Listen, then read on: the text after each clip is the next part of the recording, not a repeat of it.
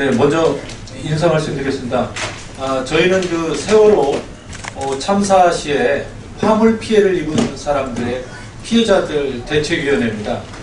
화물 피해에 대해서 정부와 여당이 관심이 없기 때문에 이에 대한 그 보상을 촉구하는 측면에서 기자회견, 성명서를 발표하려 합니다.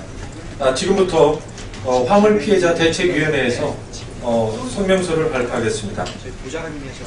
성명서. 화물 피해도 세월호 배상에 반드시 포함되어야 합니다. 전 국민과 특히 유가족, 현장, 생존자, 화물 피해자 등 직접 피해자들에게 큰 충격과 상실감을 안겨준 세월호 참사가 발생한 지도 8개월이 지났습니다. 하지만 피해자들의 정신적 피해는 고사하고 가장의 역할을 포기할 정도의 생활에 어려움을 겪고 있음에도 불구하고 정부와 국회의 무관심은 저희의 고통을 더욱 가중시키고 절망에 빠뜨리고 있습니다. 세월호 관련 화물 피해자에 대한 피해 구제는 인명피해가 너무 커 처음부터 누구 하나 관심이 없었고 사망, 실종, 부상자, 피해자에 대한 국민들의 정서 때문에 저희 화물 피해자들은 화물 피해 보상에 대해서 입도 뻥긋하지 못한 채 끙끙거리며 가슴앓이를 해왔습니다. 그런데도 이제 와서 국회는 인명피해와 화물 피해를 구분한다며 보상 범위를 축소하고 있습니다. 저희 화물 피해자들은 신랄 같은 기대를 하루하루 근근히 견디며 살아온 삶이 절망의 늪에 빠지고 산 사람이 굶어 죽을 지경인 상황에 직면하고 있습니다. 저희 화물 피해자들은 다음에 두 가지를 강력히 요구합니다.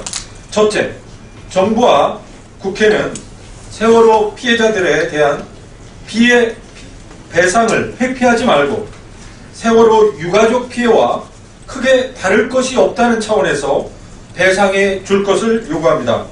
둘째로, 화물 피해자들은 모두가 한 가정의 가장으로 생계를 책임져야 하고 함에도 불구하고 지금 상당한 생활고를 겪고 있습니다. 재기와 회복을 위해서 긴급 생활 지원 자금을 확대해 줄 것과 6개월 후에 적용되는 그 상환 금리가 5.6%로 상당히 높게 부담이 되기 때문에 이러한 것도 낮춰줄 것을 요구합니다. 정부 당국은 어느 부처도 지금까지 세월호 사고로 인해 화물 피해에 대해서 화주들에 대한 피해 보상이나 관련한 답변을 명확하게 한 사실이 없습니다. 전화할 때마다 이곳 저곳으로 전가하여 어느 곳에도 하소연할 조차 할 수 없는 지경입니다. 세월호 사고 화물 피해자들은 대부분 생계 운수업을 하는 화물차, 제주도로 가는 이삿짐, 제주도 건설 현장에 가는 쓰일 자재, 건설 중장비 등 피해를 본 그런 안타까운 피해자들입니다. 또한 가정의 생계를 책임진 사람들입니다. 하지만 국회와 정부에서조차 지금처럼 버림받는 상황이라면 차라리 현장에서 살아남지 않고 죽는 것이 더 낫다고 자탄하고 통곡하고 있습니다. 세월호 사고 화물 피해자들은 빠른 시일 내에 정부로부터 피해 배상을 받고 생업에 복귀할 수 있도록 세월호 사고 피해 배상 특별 법안에 필히 반영해 주실 것을 강력하게 요청드립니다. 감사합니다. 세월호 피해 보상대책위원회 위원장 이원일 외 피해자 일동 드립니다. 감사합니다. 질문하실 거나 있으면 저희 질문을 잠깐 받겠습니다.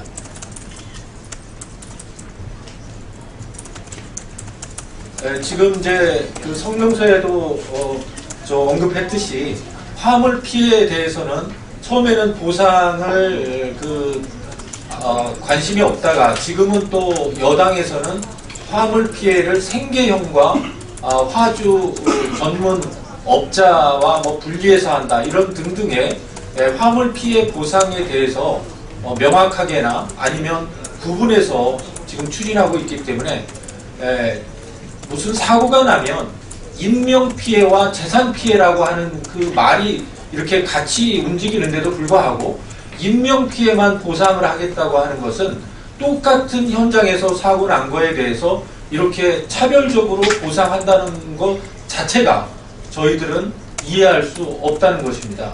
그렇기 때문에 같은 현장에서 인명 피해와 재산 피해에 대해서는 동등하게 어떤 기준을 갖고 평가해 주어야지 지금처럼 화물 피해에 대해서 도외시하려고 하는 그것은 그렇게 보상 정부의 예산이 부족하기 때문에 안 된다든지 이러한 그 논리는 적절하지 않다고 보기 때문에 이러한 그 발표를 하게 됐습니다.